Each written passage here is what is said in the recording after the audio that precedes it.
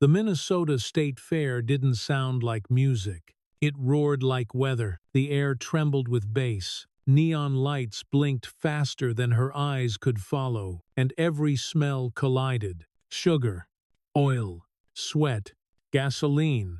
7-year-old Emily Gardner was small enough for the crowd to forget existed. Her mother's hand was her anchor until it wasn't. 1 second, warm skin and calloused fingers. The next, only air. The crowd folded her away. Someone's elbow caught her shoulder. Another body brushed by, dragging perfume and heat. She turned to shout her mother's name, but the sound dissolved into the carnival's chaos. The funhouse door burst open. Teenagers spilled out, laughing too loud. One slammed into her, and the asphalt scraped her knees raw. Her palm landed in something sticky, spilled soda or ice cream. Her breath left her chest. The pink cloud of cotton candy hit the ground beside her, flattened and alive with ants. Emily stared at it until the sting in her knees spread to her stomach. Laughter rose behind her. Look, baby lost her mommy. 3 kids, older, pointing and grinning. One girl dropped her own candy and snorted, "What a baby." Emily bit her lip hard enough to taste metal. She wanted to shout, to stand up, to make them stop, but her throat was a knot. The crowd flowed around her like water around a stone, too busy to see the small disaster at their feet. Even the clown on stilts juggled fire without glancing down. She pushed herself up with trembling arms. The trash can she grabbed was cold and sticky. Her left shoe was gone, her sock soaked through, squishing as she stood. The fair's lights blurred through tears and dust. A woman brushed her shoulder and muttered, "Watch it." "Kid." No one else slowed. Her breath came shallow. Fear didn't burn. It numbed. She felt invisible, like the fair could swallow her whole and no one would notice. Then, through the noise, her mother's voice echoed inside her head, the serious one, not the gentle one. "If you're lost and can't find a police officer, find someone wearing motorcycle patches." Her teacher had sent a note home when she repeated it during a safety drill. Her mother had smiled, unbothered. "Some angels ride bikes," she'd said. Emily wiped her face with a dirty sleeve and looked around. The fair seemed too bright, too big. Then she saw it, the rust-colored sign her mom had pointed out earlier that evening. The Rusty spoke. The place with the motorcycles lined like chrome animals in the sunset. That memory flickered like a light inside her chest. She took a breath and limped toward it. The sound shifted as she walked. Pop songs and laughter faded, replaced by the growl of engines and a slow guitar riff leaking from old speakers. The smell changed too. Oil, smoke, a hint of beer. She found the edge of the fair where the crowd thinned. The motorcycles glinted under string lights, all muscle and metal. Their chrome shimmered like water catching fire. She hesitated at the border between carnival and bar, her sock heavy, knees bleeding. A dozen men and women stood by the bikes. Black vests patched with strange symbols. Some had tattoos that crawled like vines. Others wore sunglasses, though the sun had already slipped behind the trees. They laughed deep, warm laughs, the kind that rumbled more than rang. Emily's heart banged against her ribs. What if she was wrong? What if her mother's rule only worked in stories? She took one more step anyway. Behind her came a cruel echo. There she is. The same kids. The tallest boy's smile was sharp. "Still crying for mommy." He stepped closer. "You lost or just dumb?" Emily backed away, straight into something solid, a leather vest. It was warm from the man inside it. The man turned. His beard was gray, long enough to brush the patches on his chest. His eyes narrowed at her tear-streaked face, her scraped knees, her missing shoe. His voice was rough gravel, but not cruel. "You got a problem, little one." Her mouth opened, but only a squeak came out. The boy sneered. "She's nobody. Just a baby who got lost." The man's voice dropped an octave. That right, everything stilled. The laughter behind him died like someone had hit a switch. The other bikers turned, their postures changing in unison, quiet and sharp. Even the air seemed to fold around their silence. A woman with silver streaks in her black hair crossed her arm, expression unreadable. The boy swallowed. His friends tugged at his sleeve. "Let's go," one whispered. They disappeared into the crowd, leaving behind only the sound of engines and breath. Emily blinked up at the man. His face softened as he crouched down to her height. The gesture was simple but enormous. A mountain making itself small. She noticed his hands, broad, scarred, steady, hands that worked for a living. She stared at them, not afraid anymore. They didn't belong to someone who hurt people. They belonged to someone who built things. "Hey," he said gently, eyes steady. "You okay?" Her voice was thin, but there. I lost my mom." The woman with silver hair stepped closer. Her boots keyed on gravel. "What's your name?" "Sweetheart, Emily Gardner," she whispered. "My mom is Rachel. She has a blue denim jacket and dark hair." Something flickered in the man's face, a small recognition that made the air feel strained. He repeated the name softly, almost to himself. "Rachel Gardner." His tone changed, not colder, just deeper. He glanced at the woman. "That's a name I haven't heard in a while." He smiled now, faintly. "Your mom's got good instincts. I'm Hank. This is Clara." Clara crouched next to him, the smell of leather and lavender close. "You did the right thing coming here." "Emily." Hank stood, towering again. "We'll find her." He put 2 fingers to his lips and whistled. The sound sliced through the noise, clean, commanding. The only voice the fair seemed to obey. The music, the chatter, even the engines dipped beneath it. It wasn't loud. It was certain. The other bikers straightened instantly. Hank called out, calm but firm. "Missing parent, Rachel Gardner. Denim jacket, dark hair. This is her daughter." Fan out. The group moved like a team that had practiced 100 times. Some turned toward the rides, others toward the food stalls. Radios crackled, soft but organized. "Copy that. North gate clear. Checking funhouse exit." Each voice sounded clipped, professional. Emily watched, amazed. For the first time that night, chaos looked like it could be tamed. Hank turned to Clara. "Stay with her, always," Clara said, settling beside Emily on a bench near the bar. The wood was splintered and cold, but the weight of Clara's hand on her shoulder was warm. Emily leaned into it slightly. It wasn't as warm as her mother's hand, but it was real. It was enough. Engines idled nearby, low and steady, like a heartbeat that belonged to something bigger than one person. Clara spoke softly. "You did good."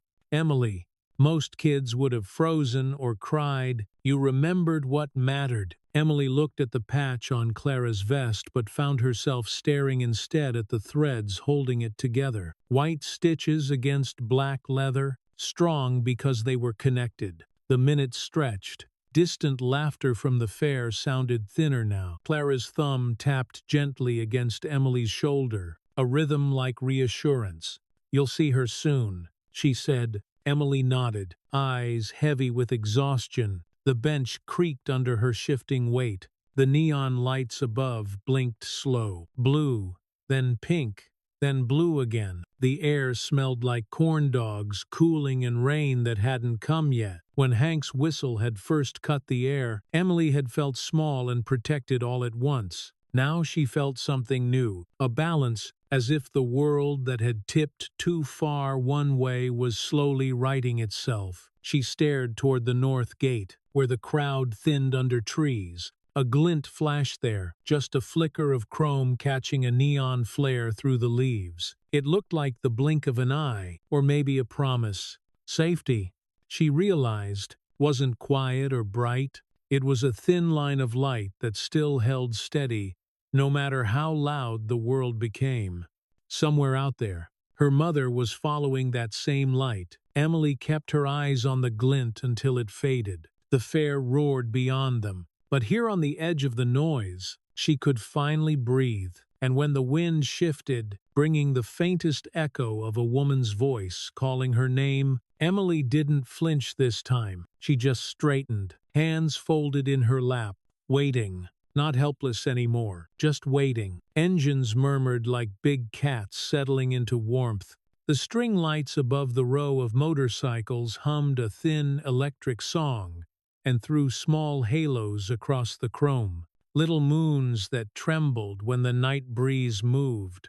Emily kept her shoulders tucked beneath Clara's steady hand and watched the midway thin into trees, where the noise of the fair lost its edges and turned to a faraway weather. Since the whistle, everything loud felt a step farther back, as if someone had placed a clear wall between chaos and this patch of ground. Hank came back in long, certain strides, a door of a man moving through soft, dark neon caught in the gray of his beard and flashed once, then fell away. He did not tower to be large. He folded himself small to match the size of her worry, and crouched until the world lined up with her eyes. "Emily," he said, and her name in his mouth sounded placed, not dropped. "Any marks we should look for? Anything that is only your mom?" The list had been waiting in her throat. "Blue denim jacket," she said.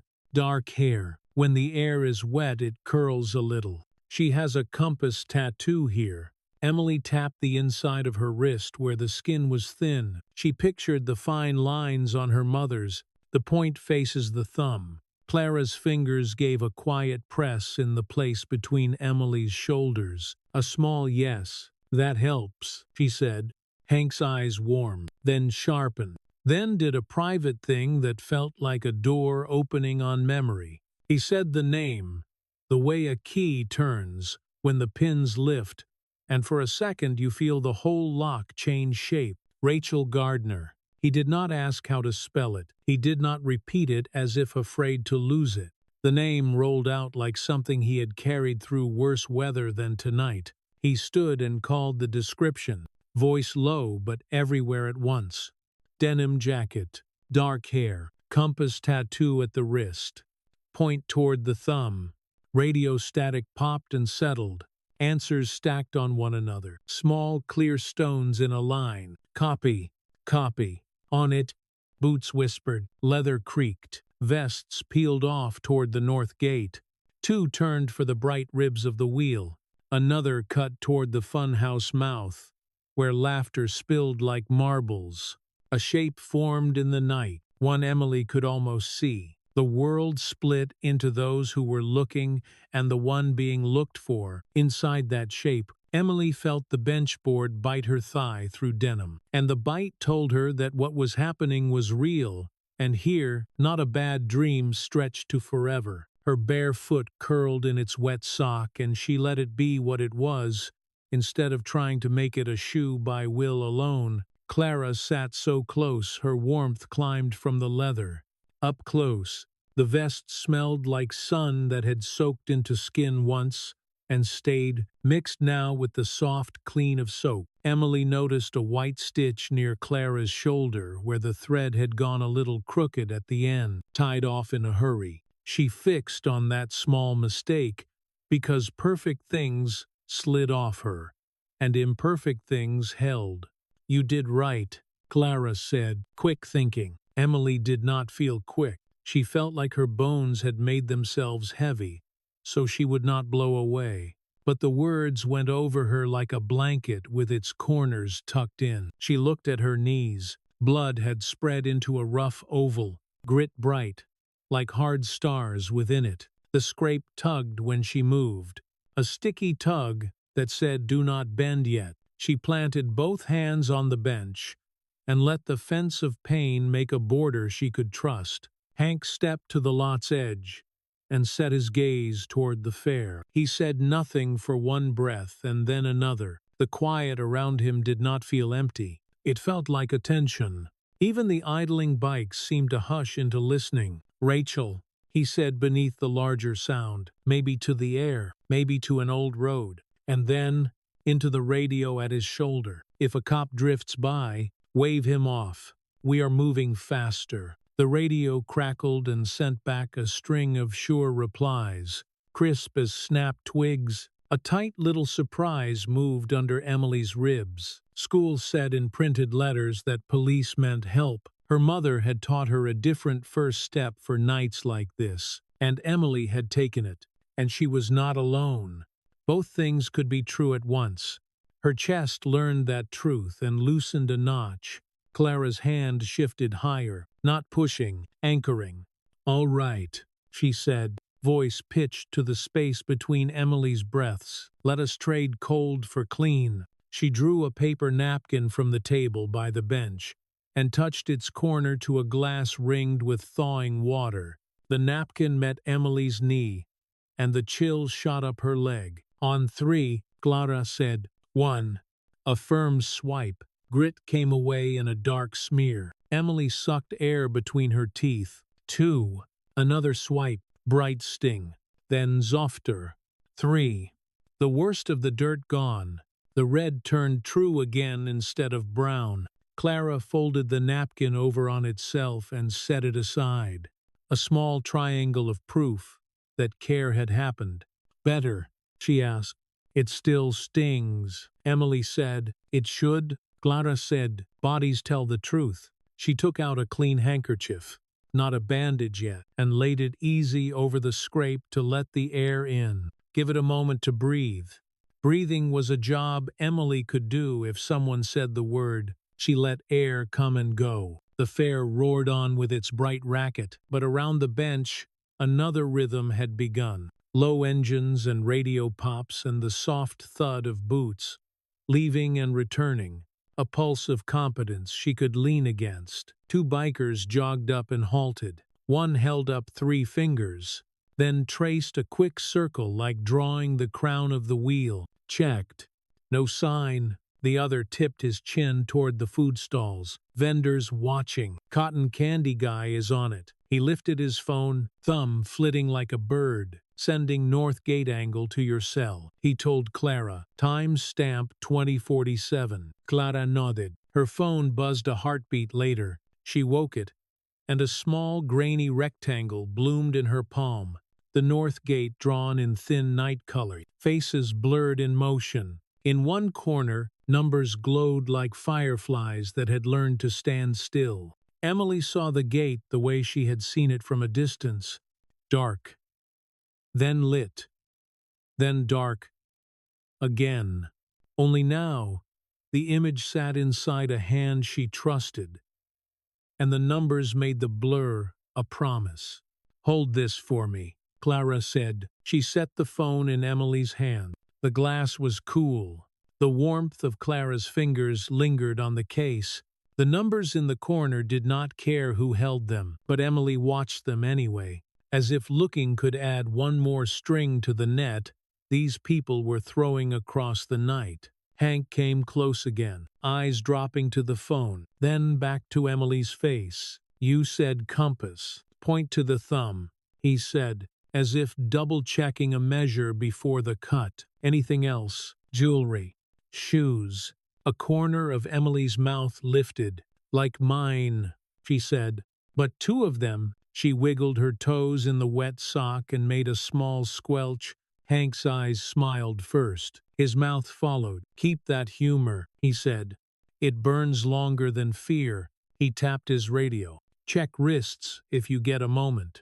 Compass facing the thumb. The radio answered in layered copies. He squatted again, as if drawing a line on the ground that both of them could touch. "Your mom," he said, and he weighed the words before setting them down. "Knows where to aim when things go sideways." Emily looked at his hand. Small, pale scars crossed his knuckles like old rivers on a map.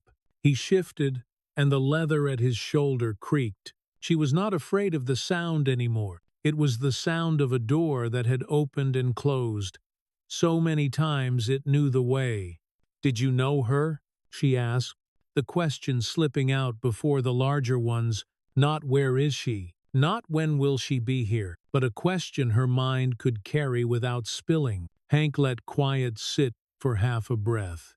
His gaze slid past her to the string lights, to chrome, to a square of night no one owned. Long ago, he said, another road, same kind of storm. He made nothing more of it. He did not ask her to understand. He simply put the knowing in the air like a marker that pointed one way, forward. The world clicked in around that answer. The house rule was not guesswork. It was not only a story. It had fingerprints.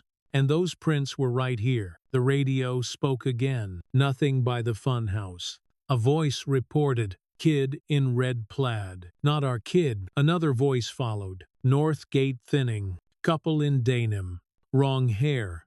And another, "Checking the platform by the sky ride." Emily did not like being a list. She preferred being a person. But lists were maps. And maps were what you used when you wanted to find your way on purpose. Clara took back her phone. Thumb quick and sure. She tucked it against her vest and reached under the bench. Came up with a small bottle and a pack of wipes. "There will be a sting," she warned, short and honest. She sanitized her hands, freed a wipe, and pressed it to the scrape with a steady pressure. Cold, cut to heat, and then slid away. Emily sat a little taller. The tilt she had carried since the fall eased.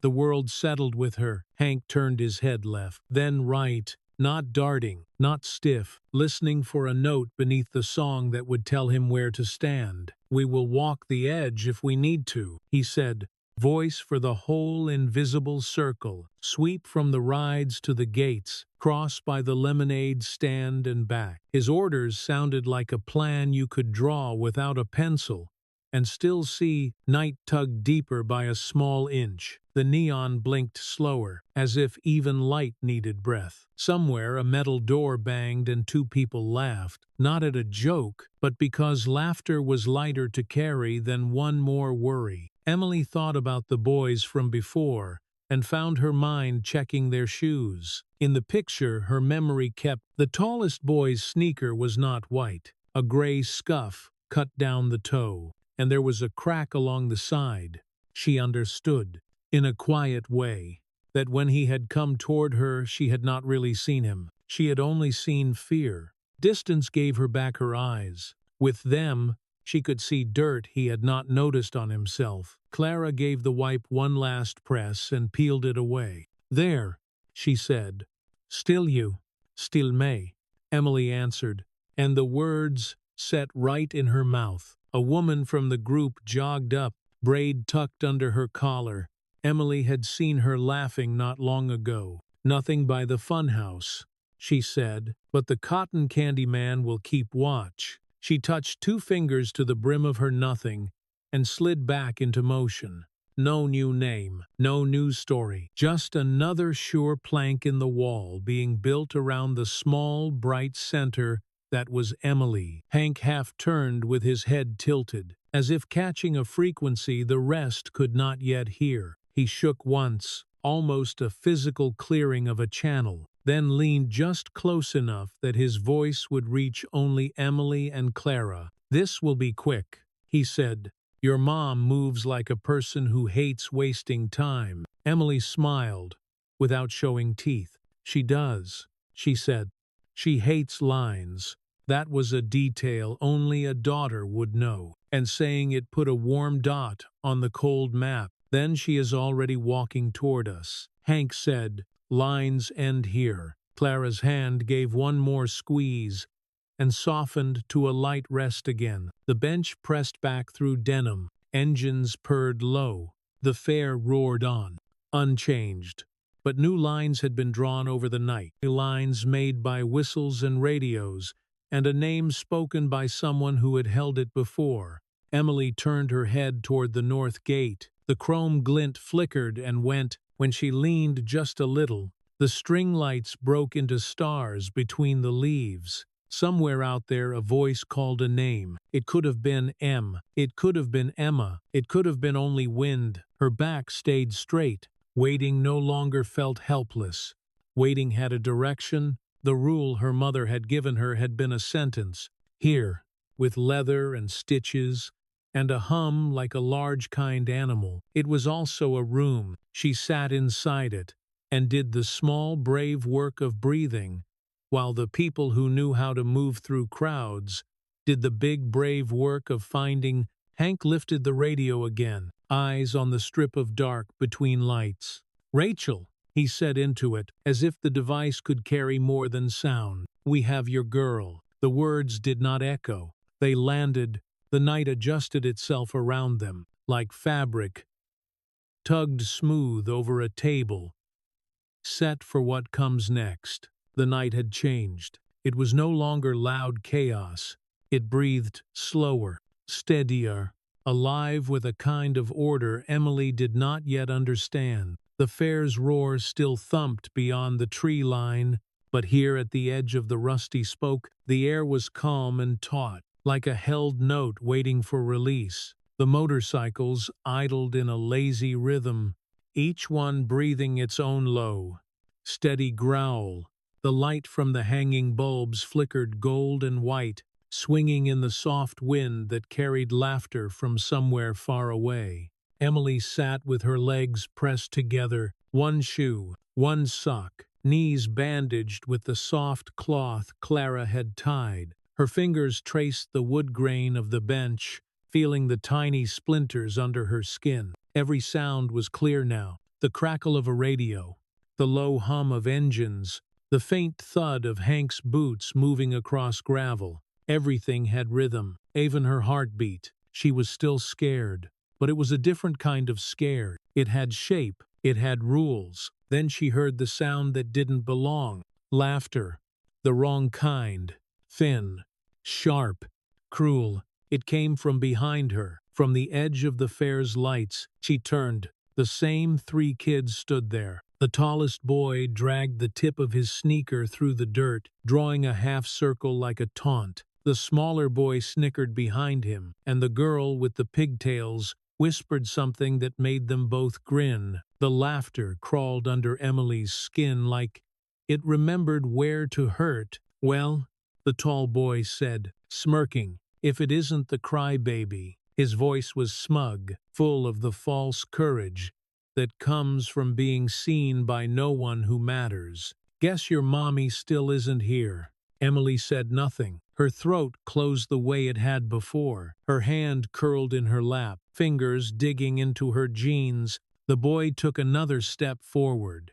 "What? Too scared to talk now? You think these people are gonna save you?" He tilted his chin toward the line of motorcycles. "They look like they'd eat you before they'd help you." The words barely finished before Clara stood. It was not a quick motion. It was slow, exact. She rose the way a tide rises. Quiet, unstoppable, changing the air without asking permission. The silver streaks in her black hair caught the string light, turning sharp as metal. Her boots made no sound on the gravel, but her presence made the whole lot still. Even the engines seemed to hum lower. Waiting. The boy stopped mid-step. His smirk wavered. Clara's eyes locked on his, steady and cold as river stone. She didn't have to say a thing. The silence itself worked like gravity. When she finally spoke, her voice was even, "You done laughing yet?" The question wasn't loud, but it moved like thunder anyway. The smaller kids flinched. The tall boy's jaw worked soundlessly. He tried to laugh, but it came out as a cough. Clara didn't blink. Her star didn't burn.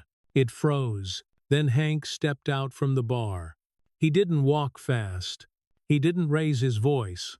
But the moment his boots hit the dirt, the air rearranged itself around him. The glow of the string lights caught on his vest, on the patch that said "Road Family," on the scar that cut through his beard like a pale seam. He looked at the kids, then at Emily, and his gaze softened before it sharpened again. "You again," he said to the boy. His voice was calm, heavy as a stone in water. "Didn't learn the first time." The boy swallowed, eyes flicking to the other riders, now watching from the shadows. They hadn't moved closer, but their stillness made the space feel smaller. Hank took one measured step forward. "Didn't think so." He pointed toward the fairground path, then walked. It wasn't a threat. It wasn't even anger. It was a command built from certainty, the kind of voice that expected to be obeyed because it always had been. The boy's lips parted, but nothing came. The girl with him tugged on his arm. "Let's just go," she whispered. Her voice trembled like paper tearing. "Come on." Hank didn't look at them again. He turned to Emily instead, crouching so she could see his eyes. They weren't angry. They were steady, quiet, almost kind. "You see that?" he asked. Emily nodded.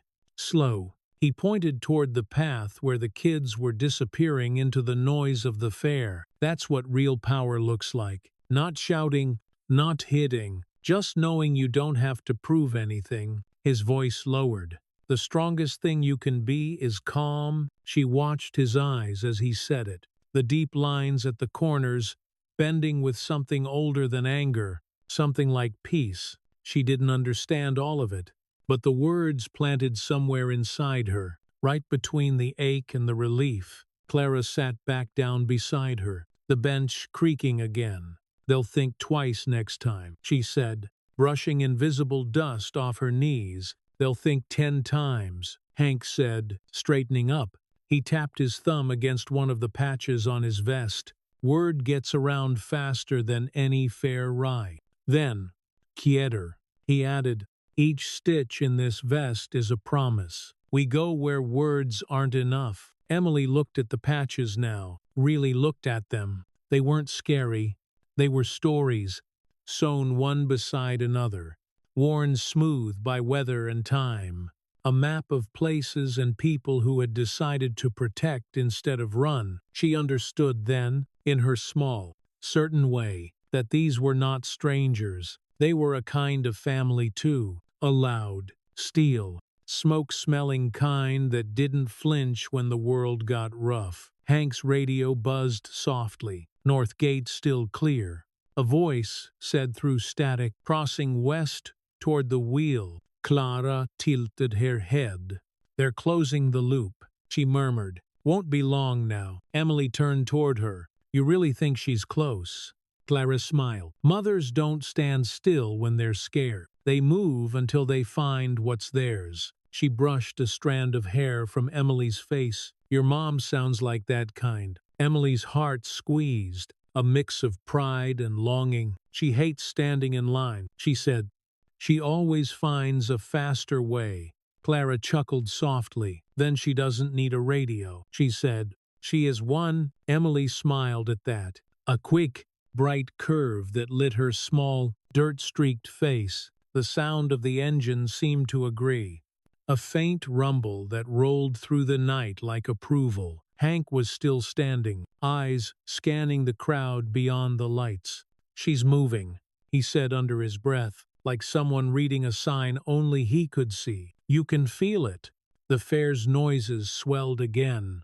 Closer this time, a cheer rose. Laughter tangled with the clatter of prizes and music. The smell of caramel and smoke drifted in on the wind, blending with the faint tang of gasoline and earth. It was almost comforting. Emily's pulse quickened. She wasn't scared anymore. She was waiting. Every light seemed sharper, every shadow deeper. Then, somewhere out in the dark, the radio crackled again. "Copy. We've got visual. Female, denim jacket, dark hair, heading east of the wheel, moving fast." Clara's hand tightened on Emily's shoulder. "That's her," she whispered. "That's your mom." Emily froze. The words hit like lightning, all warmth and brightness and disbelief. Her breath caught, and the night seemed to tilt. For a heartbeat, she couldn't feel her feet. Then her heart started moving faster than her body could keep up. Hank turned, already in motion. "Stay with her," he said to Clara. "Always." Clara answered. He moved down the gravel path, boots crunching, vest glinting in the light. Others followed, fanning out like shadows, chasing the noise. Emily watched him go until the dark swallowed him, and then she turned to Clara. "Can we?" she began, but Clara was already standing, reaching out her hand. "Come on," she said. "Let's go meet her halfway." Emily took the hand without hesitation. It was warm, firm, real. As she stood, her leg brushed against her torn jeans, and the hem lifted just enough for the bandage to show. A white patch with a small hand-drawn wing, stitched by Clara earlier. It gleamed faintly in the light, a soft mark of protection. Clara noticed and smiled. She gave the bandage a small tap. "Looks like you've already got your colors," she said. Emily didn't know what that meant yet, but she liked how it sounded. They stepped off the bench together. The gravel crunched underfoot, steady and sure. Emily glanced once toward the bikes, their chrome shining like mirrors catching stars. Then she looked toward the fair, toward the noise, toward the place where her mother's name had just been spoken over the radio. The air smelled like dust and sweetness and oil. Her heart beat faster, not from fear, but from knowing the next moment was close enough to touch. She could almost hear it, the faint swish of denim moving through the crowd, a sound she had known her whole life. She didn't just hear her mother's voice calling this time. She heard the soft scrape of that denim jacket against the air, a sound no one else could recognize but her. Clara squeezed her hand. "Ready." Emily nodded, and together they walked toward the light, toward the place where two worlds were about to meet, where the lost would be found, and where the sound of engines would fade beneath the louder, truer sound of a mother's heartbeat calling her home. The fair was still roaring, but something inside it had shifted. The noise no longer sounded wild. It had rhythm now, a pulse that carried direction. It was as if every light and voice had begun to move toward the same point, the reunion waiting to happen. The smell of dust, sugar, and gasoline thickened the air as Emily and Clara moved through the thinning crowd. Hank's voice echoed faintly through the radios around them, each word clear and sharp, drawing invisible lines across the night. "Keep her close," Clara said softly, her hand resting on Emily's shoulder. They stopped at the corner of the fun house, where the crowd broke open like a wave. The mirrors inside reflected the fair's madness back at itself. Bent faces, spinning lights, the shadow of a girl with one shoe and a patch of wings on her knee. Emily caught her reflection and blinked. For a heartbeat. She didn't recognize the girl staring back. That girl looked steady, grounded, whole. Clara crouched beside her, scanning the crowd. "She's close," she murmured. "Sometimes the hardest thing to do is wait, but that's all we have to do now. She's looking for you the same way you're looking for her." Emily nodded. Her chest hurt with the waiting, the kind that pressed from the inside. The light stung her eyes, and her throat felt tight. She wanted to move, to run, to do something, but Clara's hand anchored her. The seconds stretched. The music shifted. Somewhere nearby, someone screamed in laughter. Somewhere else, a bell rang, and the scent of fried dough rolled through the air. Then, cutting through everything, came a voice that didn't belong to any of it. Emily. Her name hit her like a wave. She turned toward the sound, breath-catching. It was rough, frightened, but familiar. Her mother's voice, she would have known it anywhere. The crowd blurred as she stood on her toes. "Mom," she shouted, but the fair swallowed her voice. "Mom, I'm here." Clara rose quickly, one hand still steadying her. "Easy," she said. Not to stop her, but to help her hold steady in the tide. "She's coming to you." Through the maze of bodies, Emily caught sight of movement. Dark hair, a denim jacket, a woman spinning, searching. Rachel Gardner was fighting her way through the crowd, her face pale and frantic, her eyes scanning for the small shape she needed more than breath. The compass tattoo on her wrist flashed as she shoved past people, the needle pointing home. "Mom," Emily yelled again, louder this time, her voice trembling with hope. And then, for one perfect moment, their eyes met across the crowd. Rachel stopped. Her breath hitched. Her face broke open with relief. Then she ran. The crowd between them surged, but Rachel pushed through. A man in a police uniform stepped forward. holding up a hand. "Ma'am, slow down," he started, but Rachel barely looked at him. "That's my daughter," she cried, the words cutting through everything. "Let me through." Emily wanted to run to her, but the memory of the fair's earlier chaos held her in place for a heartbeat. Then she felt another hand settle on her shoulder. Heavy, grounding, familiar. Hank. He had appeared beside her, his presence solid as the earth beneath her feet. He followed Rachel's movement with his eyes, then pressed his radio. Visual on the mother. Denim jacket. Compass tattoo. Confirmed, the reply crackled back. Copy. Bringing her in. Rachel broke free of the officer and sprinted the last few steps. Emily met her halfway, socks sliding on gravel, knees shaking, but she didn't fall. She collided into her mother's arms, and the world went silent. Rachel held her tight, one hand cradling the back of her head, the other gripping her shoulders, as if to prove she was real. Her breath came in shudders. "Oh, my baby," she whispered, voice breaking. "I've been looking everywhere. Are you hurt? Let me see you." Emily sobbed, words catching in hiccups. "I fell. I lost you, but I remembered the rule. I looked for the patches." Rachel froze. She pulled back just enough to see her daughter's face, then she turned and saw Hank and Clara standing in the half-light. For a long moment, she just stared. Recognition flickered through her eyes like a match being struck. "Hank," she said softly, disbelief tangled in the word. "You're still here," he finished, voice rough but warm, "and still running the same road." Her face softened, years folding back into a single breath. "Route 35, she whispered. "The night the rain took the power lines." "I remember," Hank nodded once. "You said your little girl was just learning to walk then." Rachel looked down at Emily, who stared back with wide, awed eyes. "She learned," she said.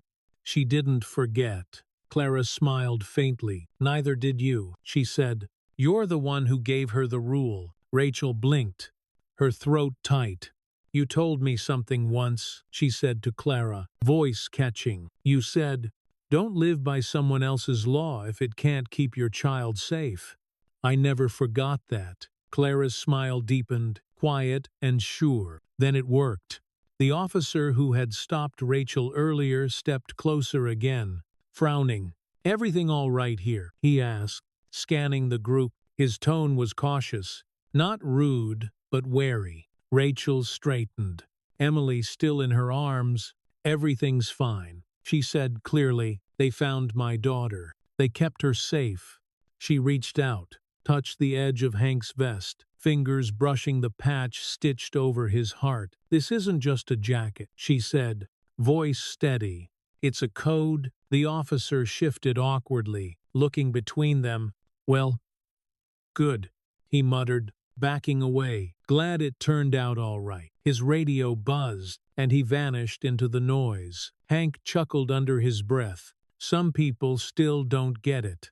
Rachel smiled faintly. "They don't have to," she said. "We do."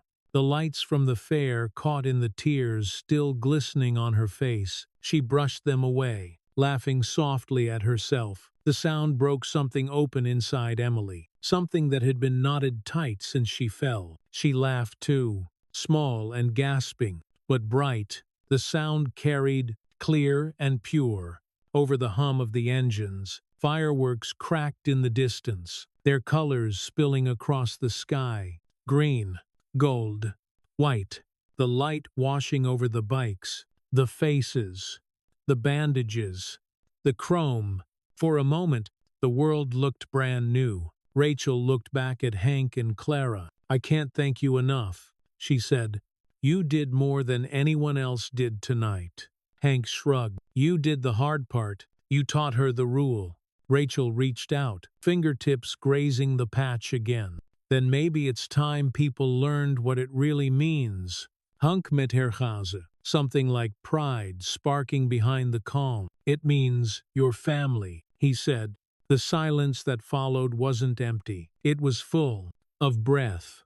of memory, of everything that had come full circle. Emily held her mother's hand tight, the small wing-shaped bandage glowing pale against her skin. The engines rumbled again, slow and steady.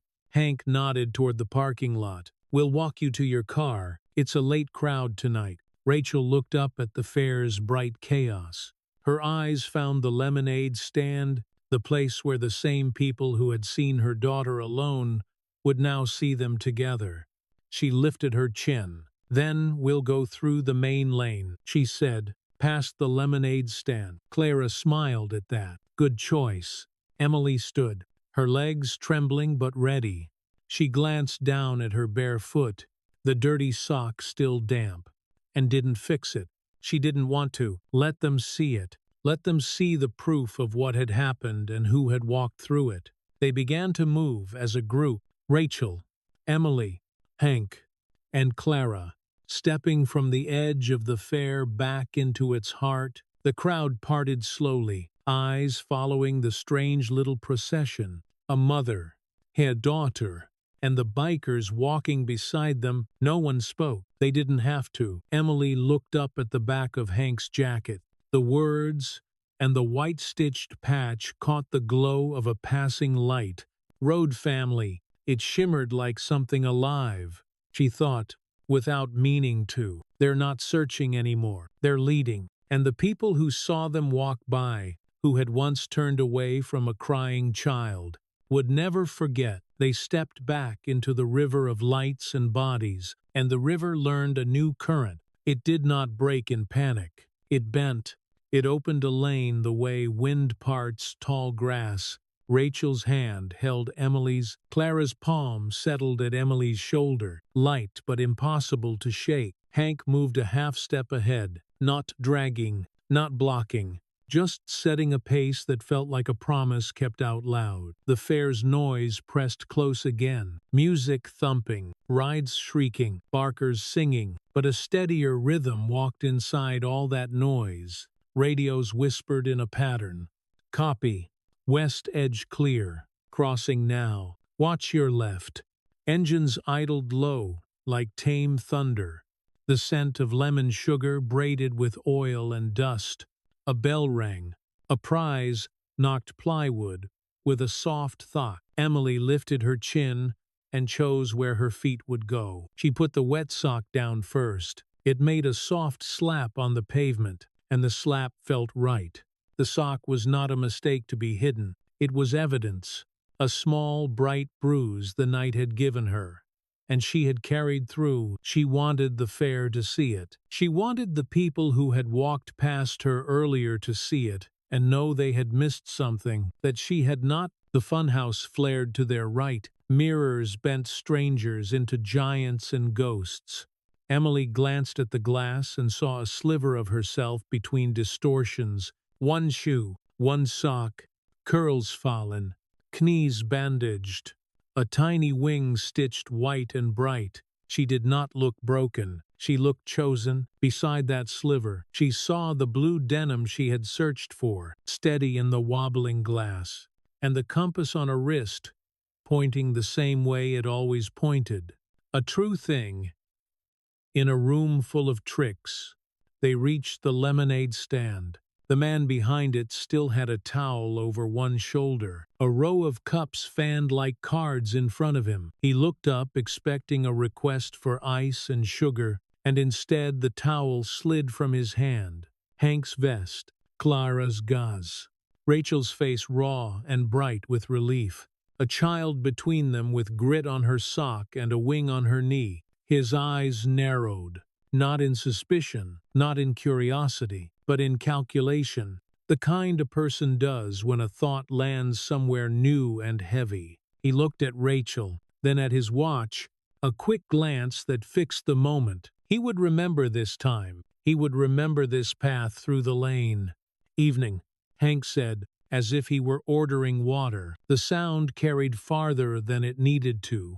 Without being loud, it rode the quiet that was starting to move with them and made more of it. The lemonade man did not answer. He stepped back and made the space wider. A family turned at the counter, The father's eyes ran from Emily's knees to the patches to Rachel's grip on her daughter's hand, and slowed there, like the understanding had weight. The mother's fingers loosened on a small shoulder beside her.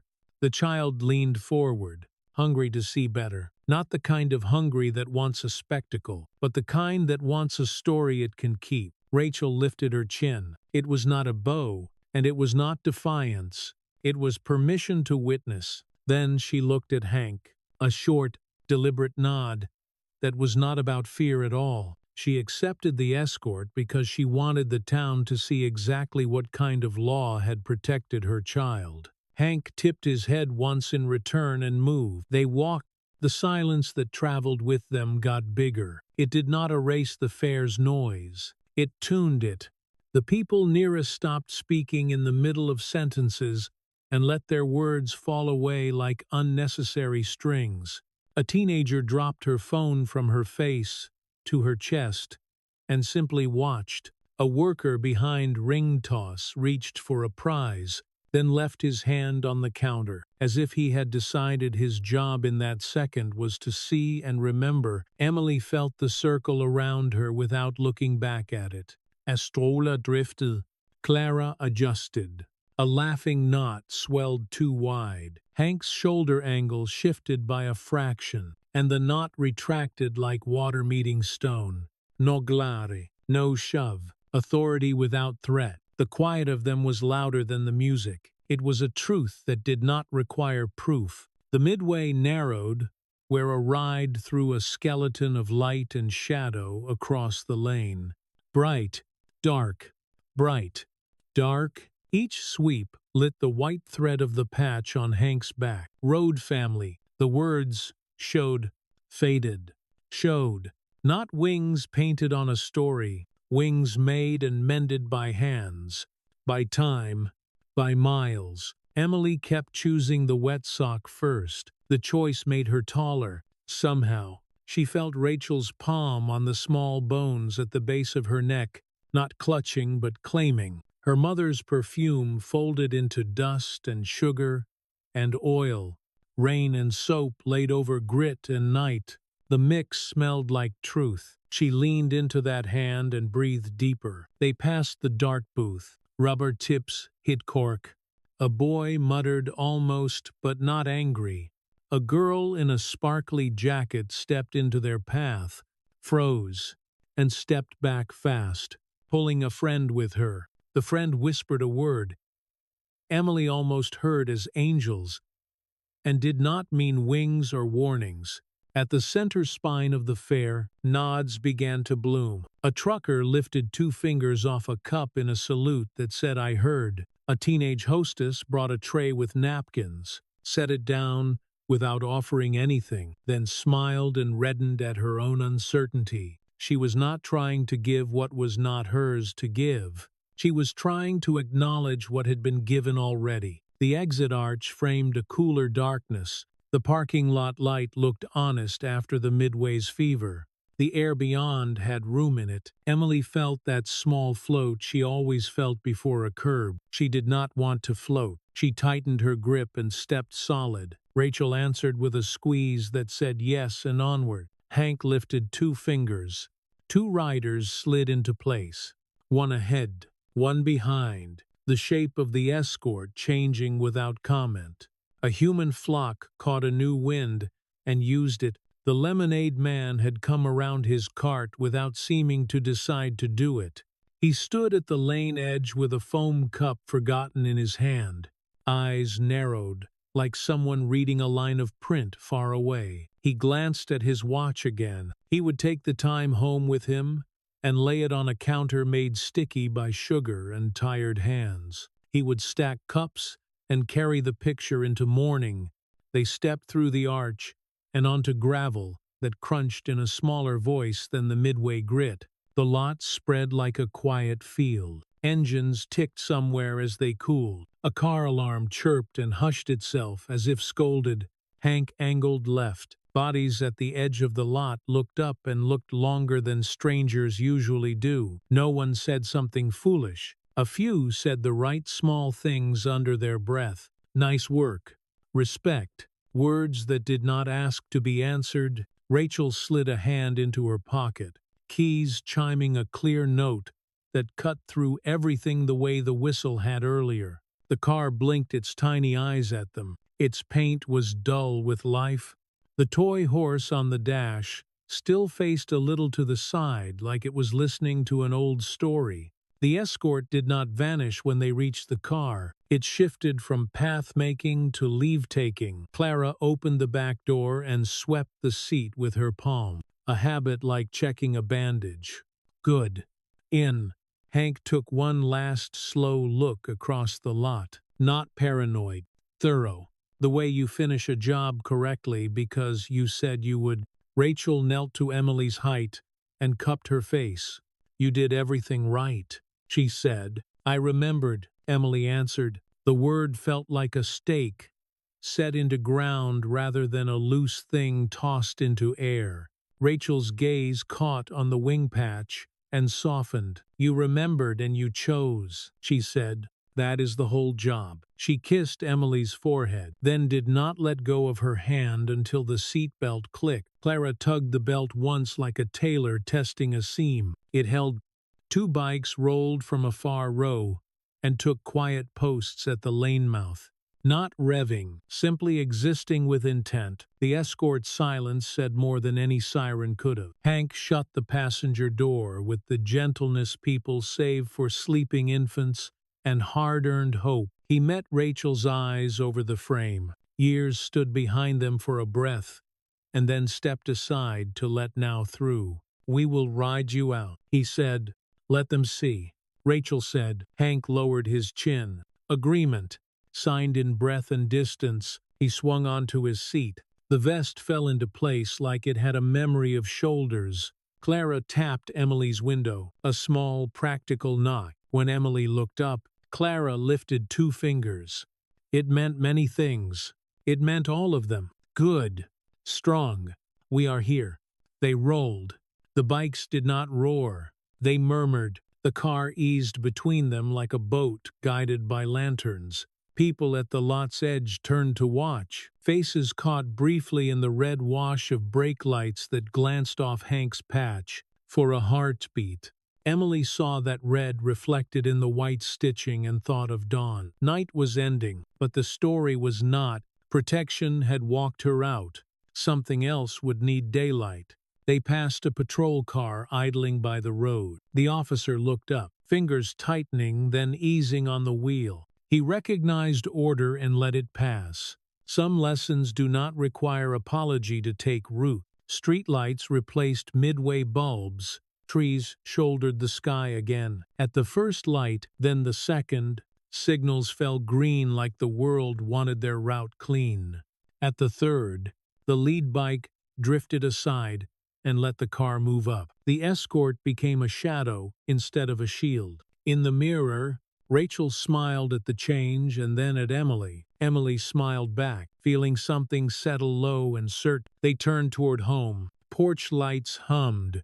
Crickets stitched the edges of night. Engines softened and stopped at the curb.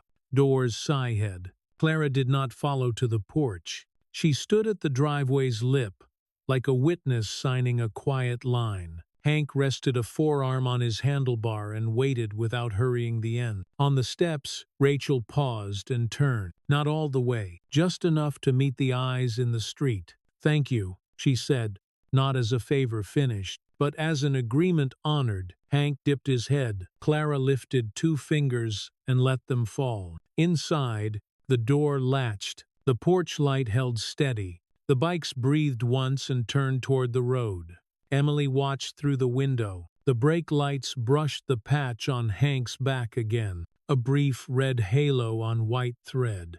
She thought, clear as a bell. That night had done its work. But justice would need morning. Morning did not arrive with noise. It arrived with warmth and steam, and a clean square of sun sliding across the diner floor. The bell above the door gave a small, honest ding when Rachel pushed it open, a sound that felt like a promise that did not need to raise its voice. Coffee breathed, Butter softened, plates kissed as they stacked. The room knew how to hold the after. Emily stepped in close to her mother and breathed it in. The air smelled like work done right and sweetness that had earned its place. Chrome napkin holders turned the sunlight into thin rivers. Vinyl seats sighed under familiar weight. Somewhere behind the pass, a spatula tapped the metal twice in a rhythm that meant ready. Heads turned, not with the snapping hunger of gossip, but with the slow weight of seeing. A couple at the window paused mid-fork. A trucker with a sun-faded cap set his mug down without clatter. The teenage hostess at the register touched her ponytail and let it fall, a shy smile finding its way onto her face, as if it had been waiting at the door since dawn. He was here too, the lemonade man from last night, now wearing a clean apron and a name he did not announce. Walt. A towel rode his belt. The same watch hugged his wrist. His eyes were the kind that noticed and saved the noticing for when it mattered. He looked from Rachel to Emily to the door settling back on its hinge, then back to the pair that had crossed the night together. His gaze narrowed, not in suspicion, in arithmetic. Rachel guided Emily to their booth by the window, the one that always caught the first light and the last. The vinyl was warm. The table wore a crooked water ring like a healed scar. The booth felt like a place that had decided to keep them. The bell dinged again. Boots. Hank stepped through with the quiet that made rooms remember the shape of respect. Clara came with him, the silver in her hair taking one clean stroke of sunlight and making it stripe the floor. The room drew a breath and let it out in nods. The trucker lifted 2 fingers. The teenage hostess found her voice. "Morning," she said, then said it again softer, as if the first time had been for the air and the second for them. Hank slid into the booth opposite Rachel and Emily, without crowding it. His smile at Emily made her back sit straighter by itself. Clara chose the outside edge, where the door and the pass and the room could meet her eyes without craning. "Coffee," Walt said. "Already there. Already pouring." He set mugs for Hank and for Clara, and left the pot on their table, an act that said neighbor more than customer. He turned to Rachel, the question in his brow a clean line. "Please," Rachel said. He filled her mug and set a small glass of water beside it without being asked. The way a man who understands fear will give a body an easy job like swallowing. He turned last to Emily. "Hot chocolate," he said, and it was not a question. Steam kissed milk, and milk welcomed chocolate. He set the mug on a saucer that promised a spill would not matter. He added a marshmallow and did not look away as he placed it. He let her see that he saw her. "Thank you," Emily said, "because thanks is not payment. It is recognition." Walt nodded once. Then he walked back to the register and did something small that felt large. He pulled a check slip from the metal spike. He glanced at the clock above the pass and watched the second hand complete its quiet circle. He wrote in careful letters, "Comped." He wrote the hour and the minute that morning would need to remember. He did not tear the slip. He slid it into the drawer, a promise shelf. His face did not declare triumph. It stored resolve. Menus sat unopened, because the room already knew what the morning after wanted. The griddle answered with a hiss. Bacon whispered its yes. The spatula tapped a gentle measure that set nerves to rest. "You all right, kid?" Hank asked, the words plain as bread. "I am," Emily said. Her fingers brushed the edge of the wing on her knee. The scrape pulsed once, more memory than pain, like a bell rung in another room. Clara lifted her cup instead of the sugar, eyes moving the room like a lighthouse sweeps a bay. Not hunting trouble, holding shape. She caught the teenage hostess looking, lifted a brow, and made the girl grin. Extra syrup arrived because hands want to help, even when a table has enough. The bell dinged. A uniform filled the doorway. The same officer from the night. Weariness rode his shoulders, and something stiff rode his jaw. He took a stool at the counter. He did not look at the booth. He looked into the mirror behind the bottles instead. The mirror did its job. It framed Rachel's hand in Emily's hair and Hank's patch near a row of plain white cups. The ordinary and the declarative sat side by side and refused to argue. The officer's mouth made a thin line that tried for neutral and landed on alone. Walt approached him with the pot. He poured and did not leave the pot behind. For Hank and Clara he had left it. For the officer he did not. He served a fact as cool as glass. You are a guest, not a neighbor. The distinction did not shout. It stood. The officer cleared his throat and wrapped both palms around the heat, as if heat could argue his case. He did not speak. The room did not help him. Plates landed at the booth. Pancakes wore butter like small crowns and asked no apology for it.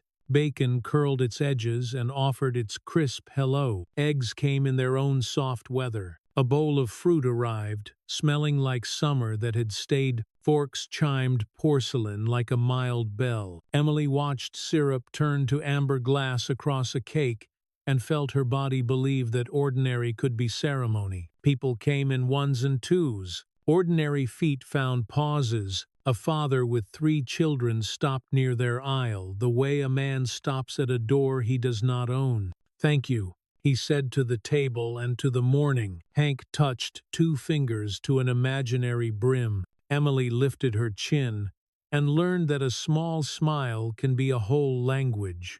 A grandmother silver that was not Clara's stepped closer. My granddaughter is your size, she told Rachel. If she is ever lost, I hope she finds people like you. Clara said, tell her to look for patches. The woman nodded as if someone had pressed a map in her hand. The trucker drifted by and slid a folded bill beneath Hank's mug without fanfare. For gas, he said.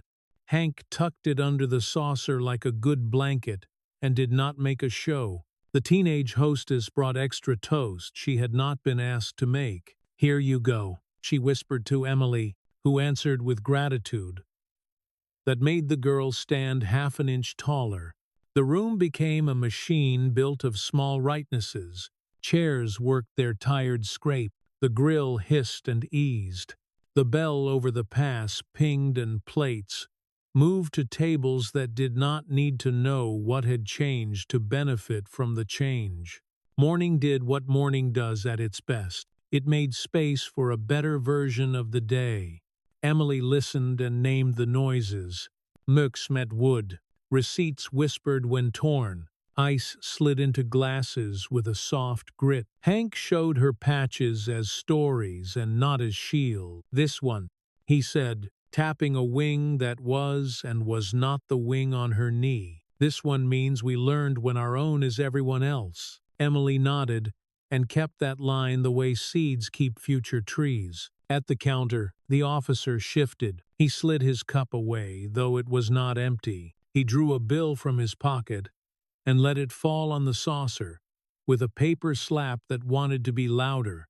Careful, Walt, he said, pitching his voice for the room. Next thing you know, you will have a row of motorcycles out front, scaring off your regulars. Walt did not hustle to soften it. He set the coffee pot down, turned just enough to put Hank and the mirror in the same slice of sight, and let his eyes travel from the patch on Hank's chest to the officer's reflected face. Seemed to me, he said, these folks were better at finding a lost kid than some others I could mention, and they did not even need a badge to do it. He did not spit the words. He placed them. Truth carries farther than tone. Color climbed the officer's neck. He looked for a place to put his eyes, and found none. He stood. He left the bill. The bell took his exit with a hollow ding that pretended to be bigger than it was. He stepped into a town that had moved 1 inch while he was not watching. The quiet that followed was not tight. It was settled. Across the room, forks resumed their music. The girl at the register let go of a breath she had been holding, as if it might bite her. Walt turned back to the drawer and drew out the slip he had written. Comped. It read in careful letters. The hour and the minute sat beside it like coordinates. He took a small round stamp from the land of extra pens and sugar packets and pressed it down. The sound was not only a thud on paper, it was a bolt sliding home. This slip is not a bill, it is a sworn statement. He looked at the corkboard near the kitchen door where other slips lived, oil-stained and honest, the town's quiet ledger. Every slip was a record of who paid and who refused, and who decided to make private gratitude public. He held the stamped paper between finger and thumb and imagined the nail. Not yet, he told himself, but soon. Evidence means nothing if no one sees it. Evidence means everything when everyone does. He slid the slip back into the drawer and closed it with a steady palm. The moment for the board would come when the room could carry it without spilling. He would be ready. Emily tapped the rim of her cup with one fingertip. The porcelain sang a small note back. She tapped again.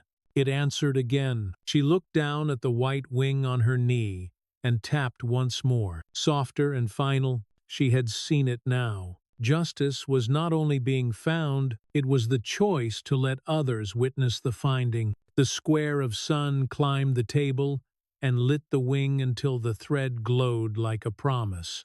Rachel brushed a curl from Emily's temple and left her hand there, a heartbeat longer than habit. Hank drank and did not empty the mug, as if leaving a little warmth on the table could hold the morning open. Clara's eyes circled the room one more time and came back to soft. When they rose, chairs gave their small apology against tile.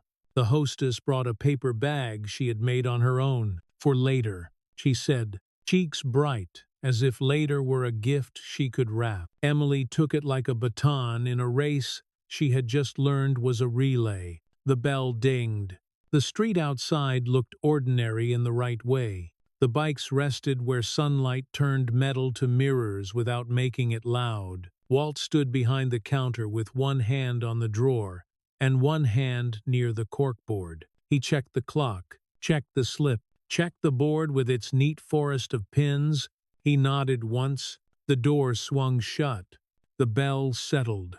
Daylight leaned in. Inside, a stamp waited for its nail. Outside, a girl with a wing on her knee walked between her mother and two riders and did not feel small. Late morning laid a warm hand on Main Street and left it there. Sunlight slid across the diner booths and rested on chrome like it meant to stay. Rachel folded a napkin into a neat square and tucked it beneath Emily's cup, the way she always drew small borders around safety. Outside, a delivery van hissed to a stop. A bike bell chimed once and did not need to hurry. Ready? Rachel asked. Emily nodded. The white wing on her knee took a thin ribbon of sun and answered with a quiet shine. Hank pushed back from the booth, chair offering its soft apology. Clara rolled one shoulder and then the other, trading the weight of the night for the work of the day. The bell above the door gave its clean little ding. Walt looked up from the register. One hand rested on the closed drawer where the stamped slip waited. The other hovered near the corkboard and its neat grid of pins. He did not move either hand yet. He nodded once, the kind of nod that saves a decision for the right minute. The air outside smelled like warm concrete, and the buckets of flowers set out in front of the hardware store. Rachel's palm found Emily's shoulder. Light and sure, ordinary lined the street in its best clothes. Mailboxes with flaked paint. A chalk hopscotch ladder, fading but not gone. A cat in a window, stretching until it became a stripe of fur. We will swing by the school, Rachel said. Permission form, and I will show them my wing. Emily said. 3 birds then, Rachel said, smiling, in a way that warmed Emily from the ribs out. Hank and Clara fell into step. No engineers, just boots and denim in a hush that knew how to make space. Porches and shop doors offered faces. Hands lifted. A father from breakfast nodded like he had finally found the downbeat. A woman with a stroller drifted aside without deciding to. Her baby blinked at sun and at the patch on Hank's vest, and reached into air as if stitches could be caught like fireflies. They passed a barber's window, where a radio murmured in a voice that sounded like a road put to music. Glass returned a slim picture of Emily to herself. One shoe, one clean sock now. A girl whose breath did not wobble, not brave exactly. Sure, school brick rose ahead. Steady from years of seasons brushing past it, the flag out front made a patient triangle of shadow. Rachel pressed the buzzer. The speaker answered with a voice dressed in paper and calendars and names. "Can I help you?" "Dropping a form," Rachel said. "Second grade." The lock gave its electric click. The door swung open into cool hallway air, and that small school echo that turns footsteps into polite announcements. Hank and Clara paused on the stoop. The secretary inside caught the glimpse of vests through glass and waved them forward without thinking about it. "Visitors are welcome," she said, and she meant the word. Clara held the door with two fingers like it might be made of paper. They stepped onto tile that did not squeak under Emily's shoe and seemed to hold its breath for the four of them. Paper and hand gels scented the office. A printer hummed, "Want proof," as printers always do. A small dish held plastic badges like clear coins. The secretary slid 2 badges across the counter. "Wear these while you are in the building," she said. "Just protocol." She peeled the back from the first and placed it on Clara's vest. With a neat palm, the adhesive kissed fabric and settled. She centered the second on Hank's chest, just beneath the white stitched patch. "Hold on," she said, reaching for the date stamp by the paper clips. "Rubber into ink. Ink to laminate." The stamp landed with a wet, clear click that made proof into sound. "Visitor, Hank." A time clean in the corner. Emily stared. It was so simple it became heavy. A stamp at school. A code on leather. Next to each other they did not argue. They agreed. Hank did not only touch the badge, he stepped half a pace toward the open door and turned so sunlight struck the laminate and the patch at once. In the glass of the office window, the two marks sat side by side and threw back one bright answer. It did not look like two things. It looked like one truth. "They like stamps," Hank said, a line as dry as gravel and twice as steady. Clara glanced at the office clock, then at the little number on Hank's badge, then toward the door where daylight waited. "One stamp for protection," she said softly. "One stamp for making it public. 2 marks. One story." Rachel finished the form in her careful print, passed it over, and tucked the stub into her pocket. The secretary's eyes fell to Emily's knee and warmed in quick sympathy that did not try to fix what was already mended. "Good bandage," she said. "Clara did it," Emily said, as if that sealed the matter. It did. They took the hallway back, past doors, with names that know what children need. Music, art, nurse. A second grader popped out of the bathroom and froze at leather and wings and a girl his size. Emily lifted her chin in a hello that was neither dare nor plea. The boy lifted his hand the same way, like they had been introduced to the same truth from different directions. Outside again. The door thunked into its lock. On the stoop, Hank squared the badge with a tap, like straightening a frame on a wall. Clara glanced once more at the stamped corner and tucked a nod into the moment. "Lunch will start up soon," Rachel said, coming back. "Would not miss it," Hank said. They took the long way back, through the lanes where the town keeps its daily work. A barista stacked chairs in a line that made sense. A mechanic rolled a tire through a rectangle of shade. The mail carrier came along with his satchel, the color of long use. He lifted a hand in the automatic hello that crosses every border. His eyes found the wing on Emily's knee, then found Rachel, then found Hank's badge, and patch in the same square of sun. He nodded once, deeper than hello. A carrier sees the map the town makes of itself. His nod set a pin. What does witnessed mean? Emily asked, because the word had been knocking around inside her like a coin she was eager to spend. It means someone saw the thing and tells the truth about it, Clara said. Not louder, clearer. Back at the diner, the bell's ding had a little more silver in it. Ice clicked in glasses. Forks made work sounds. Walt was pouring coffee as if steadiness could be measured in ounces. His eyes found the visitor badge before his head finished turning. He did not ask to see. The light had already done that for him. Errand's done, he said, which was a question wearing an apron. School office, Hank said. He tapped the badge once. Plastic against leather made a small, clear note. They like stamps. Walt's mouth drew a line that was not quite a smile, and not quite not. He dried his hands, slid open the drawer, and lifted the slip he had written earlier, comped in a careful hand. The morning hour marked plain. He held it a beat. He looked at the window where the sun slanted across the board. He closed the drawer again. Not yet, he told himself. Build the minute so it can carry the nail. The lunch crowd layered in. City workers took a corner booth and ate like they had lifted heavy things all morning. A teenager in a leather jacket held the door for a grandmother and chose the seat that faced the leather.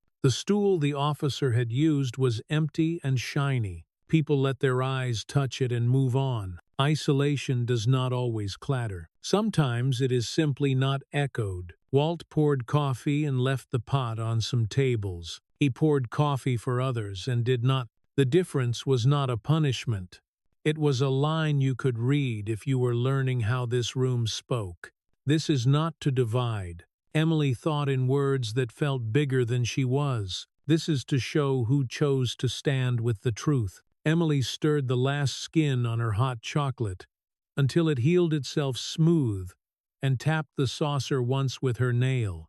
The porcelain answered in the same key. The room was keeping. She looked at the wing on her knee and tapped again. The sound came clearer, like practice working. Listen, Rachel said. Places have keys the way songs do. Walt stepped from behind the counter with the slip in his hand. He did not raise it. He did not speak. He moved to the corkboard by the kitchen door, where oil had made soft halos around older paper truths. He chose the place where sunlight fell strongest, right at the top, in the path of the window's bright. He pressed a thumbtack into the cork until it pushed back and then gave. The sounds were small and full. Paper on cork, thumb on tack, a decision finishing its walk from mind to wall. He smoothed the edge with the side of his hand. He did not turn to see who saw. Silence gathered for a breath and listened to the little percussion of paper and pen. The slip sat there in the square of light. Time marked, word marked, location marked, unavoidable, unarguable. Anyone who looked toward the past would see it because the sun told them to. Only then did the room breathe again. Forks resumed. The pass bell pinged and sent plates on their way. Hank's eyes went from the board to Walt and back. Clara followed the line from badge to slip to the mirror and back to Emily. Rachel let a ribbon of air go.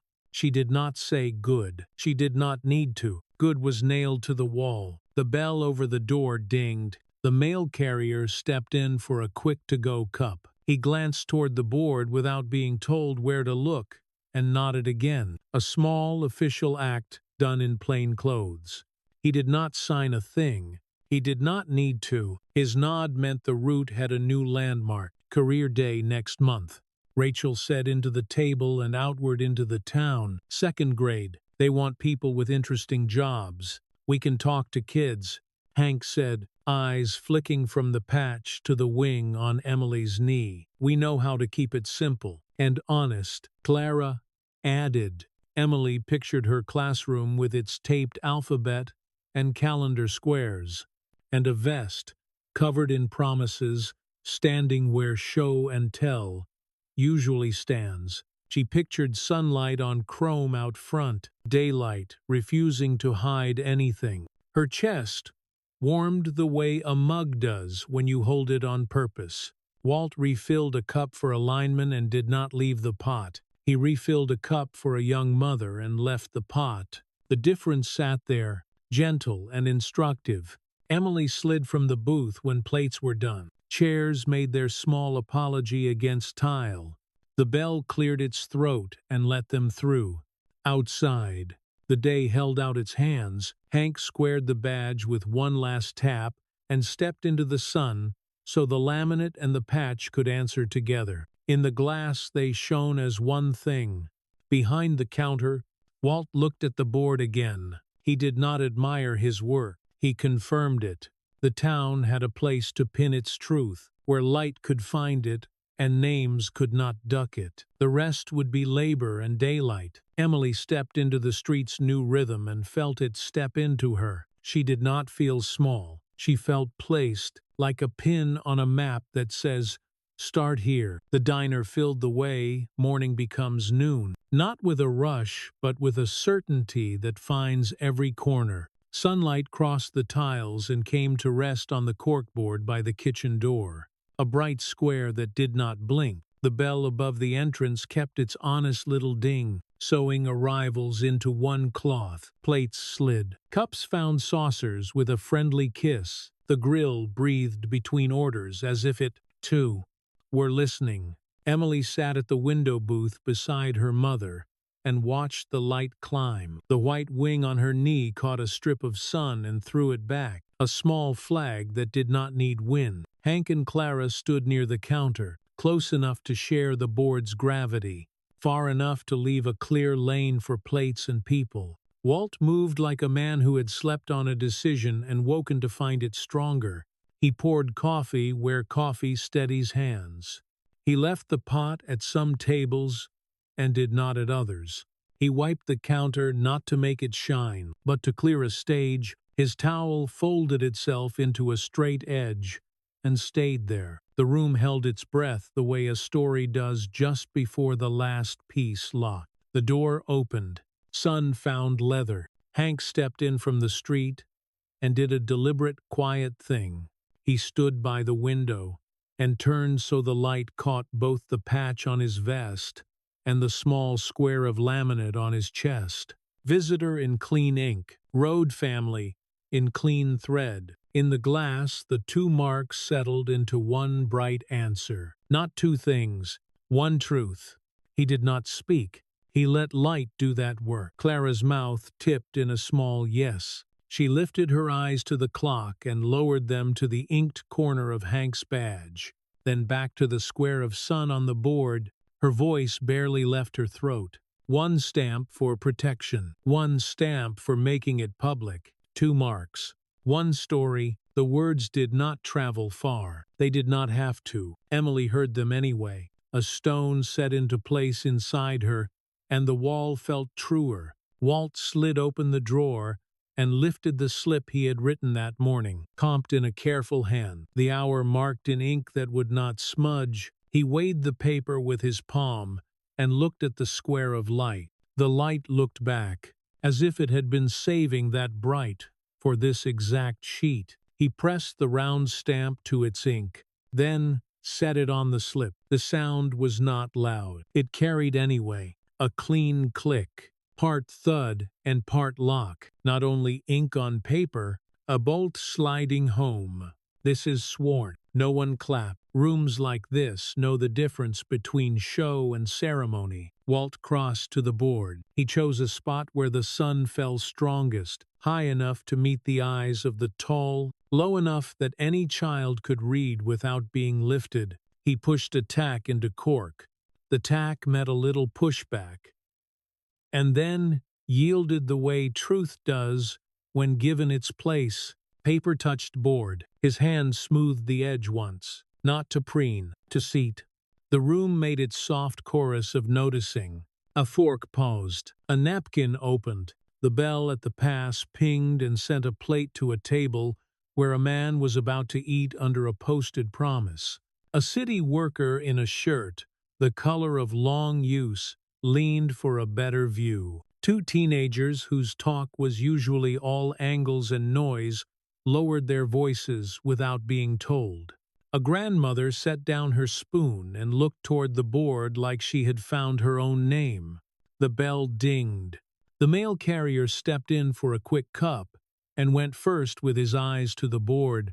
He nodded once, deeper than hello. He did not sign anything. He did not need to. His nod was a quiet seal from a man who maps towns with his feet. Emily felt the room adjust around that nod the way a branch shifts when a bird lands. Not heavy, certain. Clara lifted her phone, not to brandish, to continue. She tilted the screen so the mirror behind the bottles could catch it. The glass did what glass does. It made near into far. Faces saw the small rectangle without a crowd. The North Gate lived there in grainy night, a slow river of bodies, and in the corner, a pale string of numbers that once tasted like fear and now tasted like proof. Clara did not speak. She let the room hold three truths at once: a receipt stamped with a minute and a gift, a badge stamped with a minute and a welcome, a picture stamped with a minute and a path through chaos. Ink and thread and light and glass all pointed to the same place. Emily set her fingers on the table edge and felt the wood answer. Her heart made a quiet, proud sound against her ribs, like yes and yes again. Then the door opened and brought an old tension with it. The officer from the night stepped inside and stopped where the sun took him. His face carried a tired that did not come from hours. It came from the difference between being obeyed and being believed. He stood where the mirror could frame him, and where the board could see him, and where the room could weigh him. No one hurried to fill the air. Silence laid its boundary. Walt did not approach. He stayed near the board, one hand loose, the other resting on the drawer where the stamp slept. The officer's gaze moved across the room. It found the slip in the light, the badge in the window, the photo in the mirror. The anger people expect did not arrive. What settled in his eyes was smaller and sharper. It was the moment a man knows he has been beaten by truth, not force. His jaw worked. A word formed and failed. He glanced toward a stool and did not sit. He glanced toward the door and did not leave. His hand rose half a space toward his belt, then fell. He looked to the counter and saw the clipboard that had not been there at breakfast. Walt had set it down with a pen, an open invitation instead of an order. Names had begun to gather: the mail carrier's neat print, a city worker's block letters, the teenage hostess with the careful pride of a beginner. The officer looked at the list, and the list looked back. He was not only backing away from a room, he was stepping out of the town's next chapter. Rachel's voice crossed the counter level and even, not aimed to wound, and not aimed to spare. "My daughter was found," she said. "We are making sure everyone can see how that happened." The officer's mouth tried for a line and landed on a tremor. He left a bill on the counter and did not hold out his hand for change. The bell gave one ding that wished to be a slam, and was only a sound. Walt did not watch him go. He looked at the names on the clipboard and then at Emily. "This is how towns choose," his chin said. Plates kept moving. The grill spoke its warm language. A coin spun on tile and chose a side. A small laugh found its way out and stayed. Hank crossed to the booth and sat with the careful weight of someone who will not jostle cups. He looked at Emily's knee, at the board, at the mirror that held the gate, and let out one slow breath, like a man who has found the beat he intends to keep. Clara slid into the seat opposite Emily and put the phone face down. She did not pocket it. She left it there, as if to say that true images do not tire. They wait. Rachel brushed a curl from Emily's temple and let her hand rest a heartbeat longer than habit. "You did everything right," she said. a sentence that now belonged to daylight as much as night. Emily lifted her finger and tapped the rim of her cup. The porcelain answered with a small, clear note. She tapped again for the badge in the sun. She tapped a third time for the phone's quiet picture in the mirror. 3 taps. 3 proofs. She did not feel small. She felt like a piece of the story that had just been pinned where everyone could see. Clara looked at the board, then at the badge, then at the child. "We bring the board," she said, her voice like a plan written in chalk. "We bring the badge. We bring the story that fits both." Rachel's smile carried memory and decision. "And we bring a jacket," she said, touching the denim at her own wrist, "so the kids can see what the new rule looks like when a mother wears it." Hank turned his badge so the inked corner faced the sun once more. He did not only turn metal, he let the day lay itself across the 2 signs again, ink and thread, agreeing in one square of light. His eyes slid to the counter, to the empty stool the officer had not claimed. He knew the man would return someday. People do. But the next time, the room would not need proof to know who should sit where. The room had learned its key. Walt lifted the stamp and set it back in the drawer as gently as a tool put home. He looked at the board not to admire but to confirm. The slip sat where the sun insisted.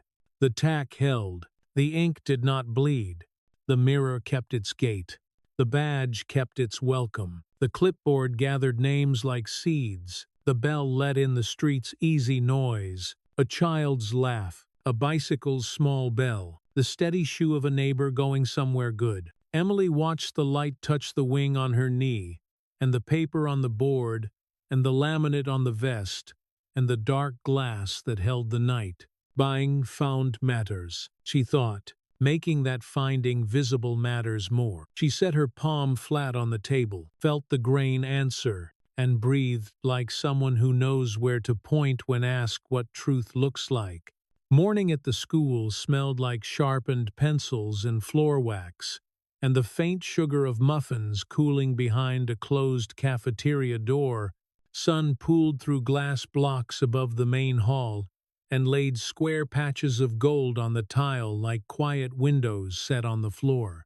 The bulletin board wore construction paper leaves and book report covers, each corner stapled with neat care. Behind classroom doors, children's voices held steady, a tide paused by hinges and routine. Emily walked between her mother and Clara. Hank moved ahead, carrying the diner's corkboard.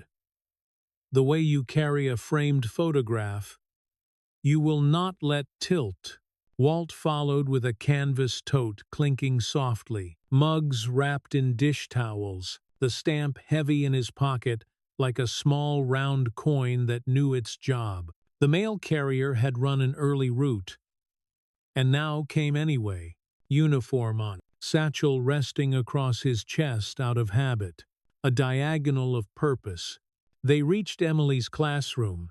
Through the wire glass, she saw the room setting itself, like a stage with no pretense. The alphabet curved over the whiteboard in bright letters. A wall calendar waited with empty squares. Desks had been pulled into a half circle, facing a taped rectangle on the floor. Ms. Howard arranged chairs along the back for visitors and checked the clock. Then the door, Hope buzzing under her neat hairpins. Rachel bent and kissed the crown of Emily's head. The compass at her wrist flashed one clean stroke when the light found it. The denim jacket spoke without speaking. It said, "Choice, not costume. Ready?" Rachel asked. Emily nodded. The white wing on her knee had softened at the edges, the way bandages do when hurt becomes memory. It still caught a thread of sun and kept it. She looked at Hank's vest, at the visitor badge clipped to it, and felt the warm certainty of a chair saved for you. Ms. Howard opened the door, and the room exhaled. Heads turned in a wave, hair ribbons and cowlicks and stickers on folders. Eyes found the leather and the board and then Emily, as if she were the key that turned all the rest. The teacher's smile carried the good kind of nerves, the kind born from wanting a thing to land well. "Good morning," she said, voice lifting just enough to make everyone a little taller. "Today we have guests for Career Day. They are here to talk about work that is not only a job, but a way to keep people safe." Hank set the corkboard on the easel Ms. Howard had borrowed from the art room. He adjusted its height with two careful hands until the stamped slip sat level with the alphabet line on the wall. Evidence rose to the same horizon as letters. Walt placed his tote on the back table, lined up the mugs like small lighthouses, and set the stamp beside them. He did not offer it like a toy. He rested it like a tool. The mail carrier took a chair by the side wall, satchel strap, a second stripe above his name. Clara stood where she could see both door and children, a habit that had turned into comfort rather than vigilance. Emily took her place with her class, a seat in the arc where she could watch every face and the board at once. Ms. Howard had left the space on purpose.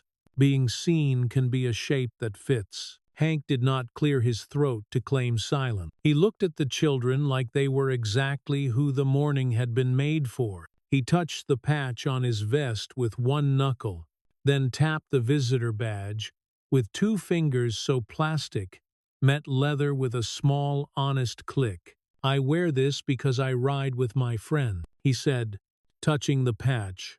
"I wear this because your school asked me to be welcome here," he added, touching the badge. "When symbols agree, the job gets easier." A small hand rose, brave and certain. "Does your bike go fast?" A boy in a dinosaur shirt asked. "It goes as fast as it needs to go to keep someone safe," Hank said. Laughter ran around the room like wind over tall grass. Truth has a way of sounding like a joke when it is simple. A girl with star stickers on her cheeks pointed to the wing stitched pale on the leather. "What does that patch mean?" "It means we learned our own is not only our own," Hank said. "If someone needs help and we can give it, we give it. That is the whole sentence." Clara stepped forward like a tide meeting an open shore. She lifted her phone and glanced at Ms. Howard. "May I borrow the mirror by the sink?" The teacher nodded as if mirrors had been invented for this. Clara angled the phone so the glass could catch it. On the screen, the North Gate lived for a breath, night in grain and number. She did not narrate. She let the room see what finding looks like when many decide to look together. Walt went to the board and lifted the corner of the diner slip with one finger so the stamp found the light. He did not say the word on the paper. He said this instead. "When someone does right by you, you put their name up where the sun can touch it, so no one has to guess." A boy in the back raised his hand halfway and then higher, like courage climbing a ladder. "My mom says people in vests can be bad," he said, and looked as if the truth might be too sharp now that it was out. "Sometimes people in anything are bad," Rachel said gently from the doorway. She held up her wrist so the compass could draw its small, true arrow in the air. "If you are lost and scared, and you cannot find a police officer, look for patches, and for people who look back and see a child. You make a choice. Then they make a choice. That is how you get home." Ms. Howard wrote the word choice on the whiteboard in careful green and drew a plain box around it. Boxes can be blessings when they hold the right thing. Hank reached into his pocket and brought out a small stack of cloth rectangles. Simple patch, a single stitched wing. He did not scatter them like candy. He turned Miss Howard's hand palm up and placed the stack there, laying weight into her skin as if passing a promise. "These are for your class," he said. "When someone does a thing that deserves being seen, it does not have to be big. It has to be true. These are not for decoration. They are reminders." The mail carrier stood, thumb under his satchel strap. "I bring letters and packages," he said. "I see all of you from the street. When I nod, it means I saw. It also means I expect to see more of the good. That is how neighborhoods get better, and mail runs smoother. Laughter again, lighter now. Fear at the edge of the mirror dissolved into pride, offered and received. Miss Howard clapped once to mark a turn without breaking it. Questions, she said. Hands rose. The room asked about whistles and radios, and whether Hank had ever been lost, and who put the bandage on Emily's knee, and if it hurt, and whether it is okay to be scared. It is always okay to be scared, Clara said. It is not okay to be alone with it when help can stand beside you. At last, Miss Howard looked at the clock. Then, at Rachel, would you like to close? Rachel stepped to the front. The denim made a soft sound, a kind of page turning. She took Emily's hand, and the room leaned closer, a breath. We are not heroes, she said, voice even and warm. We are proof a town can be better if it chooses to be. That is everyone's work. She touched the badge on Hank's chest with 2 fingers, the way you might touch a medal and feel the weight through glass. Clara followed without stepping on the moment. We bring the board, she said. We bring the badge. We bring the story that fits both. And we bring a jacket, Rachel added, smiling at the ripple that moved across small faces. So you can see what the new rule looks like when a mother wears it. Emily felt heat rise in her cheeks and did not hide it. She set her fingertip to her desk and tapped once for the slip in the light, twice for the badge in the sun, a third time for the picture that had held a river of strangers long enough to sort itself out. The wood answered with a bright little note that climbed into her spine. Would you like to see the bikes? Ms. Howard asked, and the sound that came back was yes and please, and now braided into one strand. The class lined up the way they had practiced all year, a line not to cage them, but to keep them from knocking one another down. Outside, the bus lane carried the warm tar smell of weekends. 2 bikes waited by the curb like animals that know how to behave at a school. Chrome threw round daylight, not neon fireworks, just honest sun. Hank did not start an engine. He set a helmet on the seat and laid his palm on the tank. As if greeting a living thing, he told them how a machine breathed, how you do not force a machine to do what it should not, how you give it its job and let it be proud of doing it. A small boy asked the question that always waits. Are you good guys? Hank crouched until their eyes shared a level. We try to be the right people at the right time, he said. Good is a word other people get to use later. Right on time, Clara added, is sometimes just holding a door. The custodian rolled a bin past and grinned without breaking stride. The wheels squeaked their agreement. From the office window, the officer watched. His hands were in his pockets, shoulders set like a man who does not know whether to step toward or away. In the glass he saw a room filled to its frame with children, a denim jacket on a mother, a vest on a rider, a board at the same height as the alphabet. There was no empty chair in that picture. The space had chosen. He looked small, without anyone pushing him. Back inside, Ms. Howard passed out a page with a single line at the top. Write what you saw today and what you think a town should do next. She did not say, keep it short. She trusted that truth knows its own length. Emily set her pencil against the paper and let the wood settle where months of holding had made a groove. She wrote about a whistle that makes crowd noise step back, and a phone that can carry night without making it bigger. About a stamp that sounds like a bolt finding home. She wrote about a jacket. She wrote about a wing on a vest and a wing on a knee, and how one kind of wing learns from the other. She did not make it fancy. She made it true. Rachel read the page, and her laugh was small and clean, a sound kept for mornings, and she rubbed her thumb over the stitched wing on her jacket, as if to smooth a wrinkle that was not there. She looked at Emily, then at Hank, then at Clara, and her eyes said the thing her mouth did not need to say. She had seen, now everyone would. When the bell in the hall sang the shift back to lessons, Hank lifted the board so the stamp caught one last ribbon of classroom light. Walt gathered the mugs, the stamp returning to his pocket like a tool to its shadow.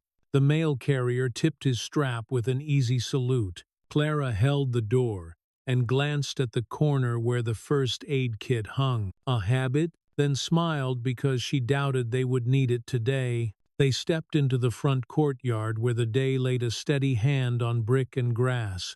Walt and the mail carrier waited by the steps.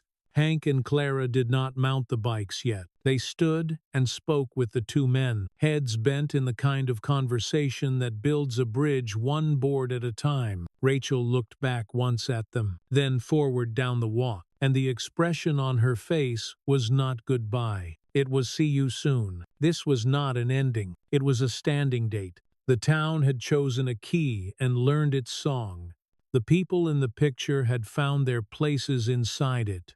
Emily slid her hand into her mother's and felt the day make room. She did not look to see who watched from the windows. She did not need to. The board and the badge and the jacket had spoken in daylight where anyone could read them, and the rest would be labor and simple promises kept again and again, until even the quiet corners of the map hummed the same tune. The town settled into its new season the way a soft quilt settles across a lap when the first cool finds the rooms. Mornings at the diner began with steam and the gentle scrape of chairs, and with Walt's folded towel resting square along the counter like a flag that knows how to wait. Sunlight came earlier and angled lower and made a habit of landing on the corkboard by the kitchen door. The bright square crept a finger's width each hour, slow as truth and just as steady. The first stamped slip was not alone anymore. It had neighbors now. Walt never explained the order in which he pinned them, but the board learned its own logic. Names in careful hand. Minutes stampet clean. Small stories posted without sermon. It looked, to Emily, like the way a good teacher fills a wall, not with decoration, but with evidence that people are learning. One morning Walt added something that was not paper. From a small tin he lifted an old fabric patch, the thread gone soft from years. It was not a wing. It was a tiny compass face, stitched plain. He pinned it near the first slip so that light could touch both at once. He stepped back and nodded, as if a line had finally met its answer. Even when the riders are not riding, he said in his quiet way, to no one and to everyone, they still know where they are going. Outside, chalk rectangles kept appearing along the curb, blue lines pulled square by Walt's quick hand. 2 wheels, he would say, and keep drawing. The flourishes at the corners, small acts of care. By noon, chrome would rest there, loud or quiet, polished or barn dusty, and no one complained. A grandmother parked in the next space and told the hostess she liked how the sun turned that metal into water. Emily and Rachel kept their window booth. The vinyl trained now to recognize them. Emily drank hot chocolate slower, not because it burned, but because time no longer wobbled. She waited until the bright square reached the wing on her knee, and then lifted her leg just enough to make the light jump like a small bird. She listened to how the room said, "Good morning." People did not crowd their greeting. They placed them like knives and forks so the table could begin. The mail carrier stopped in when his route allowed, an elbow landing on the counter an inch from the register, respectful of the work spot. He brought a flyer from the library. Volunteers needed written in ordinary letters, and pinned it below the first slip with a red tack. The papers made an accidental cross, evidence and effort. Walt later wrote those 2 words on a thin strip of tape and set it beneath that triangle of postings. He rubbed his lower back with his palm and smiled without showing teeth. The shape of a man who liked where his day had landed. Hank learned his mug without asking. No name on the ceramic, only a little chip that made a triangle on the base. a private marker that told hands where the cup belonged. Clara still stayed near edges and doorways, yet her shoulders held a new ease, less guarding, more guiding. When the bell over the door dinged, she would turn a little and then release the turn, letting her body return to talk and coffee, the way a tide chooses its line. Officer Simmons came in twice a week. He tried different stools, as if Chrome could change its mind about him if he changed his place. Walt poured his coffee without ceremony, and without leaving the pot. When Walt set the cup down, he looked at the board rather than at the man, and that turned out to be enough. Sometimes the officer looked too. His face wore tired like a jacket, not because the day had asked too much, but because the old rules had been heavy. He was learning where to set his hands when he was not holding them out for compliance. The room did not clap for him or against him. It let him be part of the weather, not the forecast. A ladder appeared under the awning one late morning. Walt held it steady while a sign painter thickened the strokes of the word welcome. Each draw of the brush made a faint, wet sound, like a stamp turned into water. Paint flakes fell, and a new edge stood where the old one had faded. The letters did not shout. They refused to lie. School days slid forward. The little wing patch Ms. Howard kept did not sleep in a drawer. Some days it lived beside the word choice. Some days it lived on the shirt of a second grader who walked a kindergartner to the correct door. Some days it rested on the reading rug, while a child sounded out a tricky word with patience that counted as courage. A new list went up beside the classroom door. It was not a list of jobs grown-ups do. It was a list of quiet roles the class would take for one another. Door holder, lunch helper, playground watcher, truth teller even when your stomach knots. The last line filled often, written in ink that would not rub away. The town's ears learned new notes. Emily could hear them now because Clara had taught her to name sounds, so fear would have fewer places to hide. The clack of a plate that slipped a little, the breath someone holds just inside the door, the difference between a laugh that drops shoulders and a laugh that stiffens backs. When the bell dinged for a new arrival, Emily began to tell, without turning, whether the person brought rain or clear sky. A storm rolled in from the west one night, all drum and flash. Power flickered, then held. Walt set candles on the counter without saying why. Someone in the corner mentioned a porch roof that would not wait another day. 3 chairs scraped back like a chord struck without sheet music. Hank stood. Clara was already shrugging into her jacket. The mail carrier closed his satchel and said he knew where the neighbor kept the ladder. Rachel kissed the top of Emily's head, slid into her denim jacket, and left with the others, the motion, all verb. They returned damp and smiling, smelling of tar and wet wood and rain that had tried and failed to be a problem. Walt set mugs and towels in front of them and did not ask for a story. He got one anyway. The porch no longer leaked. A neighbor at the far end of the board had learned how to hold it without acting like he had the short end. The story was small and landed heavy. Walt opened the drawer, wrote their names in his careful hand, pressed the stamp, and the stamp made that clean sound that never learned to brag. He pinned the slip in a high corner where afternoon light would find it. When the sun did, the paper gleamed like a page in a book you have read and still want again. Outside the glass, Officer Simmons paused by the window. He looked at the chalk rectangles at the curb, then at the board, then back at the rectangles. He dipped his chin the slightest amount. It was not agreement. It was acceptance. This will take time to learn, that small nod said, but this is the law now. By the time leaves began to yellow at their edges, the diner's mornings had the feel of a song the town had finally memorized. Walt poured and sometimes left the pot and sometimes did not. The board gathered its little certainties the way a sash gathers badges. The sign outside kept its promise twice a day. Children on the walk to school counted the chalk spaces like steps toward a better morning. On a quiet Sunday, Miss Howard slid into a corner with a stack of pages.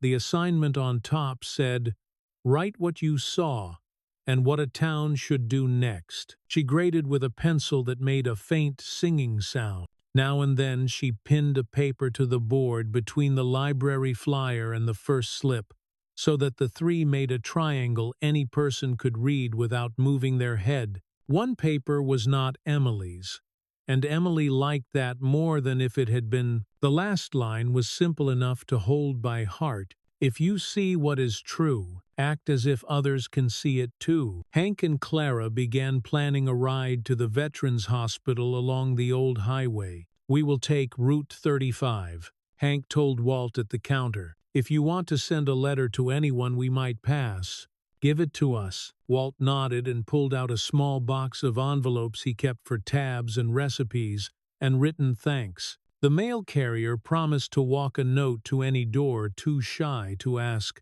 The night before the ride, Emily helped Rachel pack a small bag with nothing dramatic in it.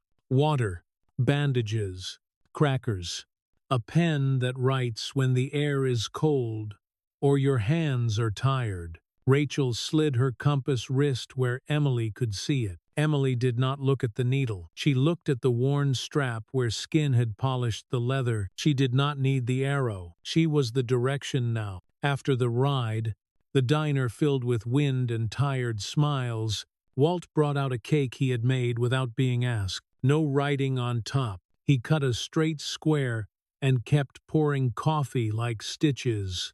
The stamp came out once, twice, then slept again. The drawer he placed it in had room for more stamps, empty spaces waiting like open hands. The mark had been made. The tool would be ready when the town asked again. Near closing, Hank and Clara did not climb onto their bikes.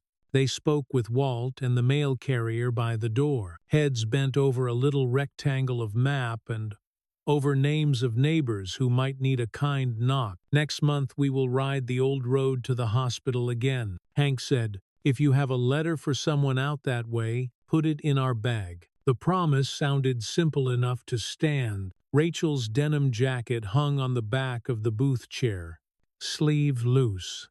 "Ready." The sign over the door glowed just bright enough for crossing feet to read without squinting. "All welcome." The letters did not perform. They did their duty. On the corkboard, the compass patch shared light with the first slip, and with the newest name, a tiny constellation anyone in the room could navigate by. The bell gave its last honest ding. Chairs whispered in, towels folded, cups stacked to dry. Walt slid the stamp into its drawer and shut it with a steady hand. The drawer had space for 3 more. The board held what needed holding. The night pressed its cool palm against the glass, and the town did not flinch. Emily leaned into her mother, felt the compass wrist rest on the table, and watched the square of light soften around paper and thread. The story had been pinned where everyone could see. The work of it was to continue. At its heart, this story reminds us that justice isn't built in courtrooms. It's built in communities, one quiet act of courage at a time. It speaks to those moments when the easy choice is silence, and yet the right choice is to speak, to step forward, to bear witness. We see that real strength doesn't roar. It steadies, it listens, and it refuses to turn away. When people, ordinary people, choose truth over comfort, fairness over fear, and connection over control, a new kind of law takes root, one written not on paper, but in how we treat one another. Like the saying goes, the real measure of gold is how it stands the fire. In this town, and perhaps in our own lives, the fire is often made of misunderstanding, prejudice, or the easy habit of letting someone else decide what's right. But this story reminds us that decency can outlast noise. Healing happens not through shouting, but through consistent, visible care. the kind that others can quietly follow. For anyone who has ever felt small, unseen, or dismissed, may this story whisper a truth. You are not lost. You are the compass. The direction toward fairness, dignity, and self-respect starts inside you, and every act of kindness, every refusal to look away, realigns the map for everyone else. If this story touched something in you, share your thoughts in the comments. Tell me what justice, truth, or courage means in your life. Tap like if it resonated, and subscribe for more stories that stir the heart and make us think twice about who we are becoming. May your evening be gentle, your heart steady, and your path lit with the quiet kind of hope that never stops finding its way home.